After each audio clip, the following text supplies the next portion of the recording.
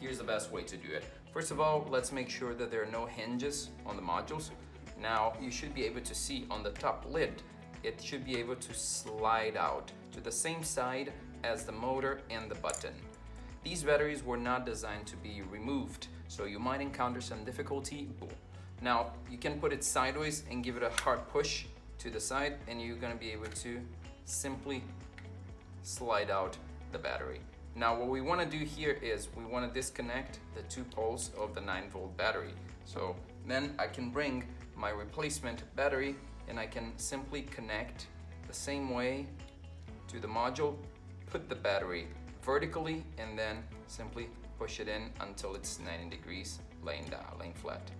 After that, just put back the lid until you hear a click, and there you go. This is how you replace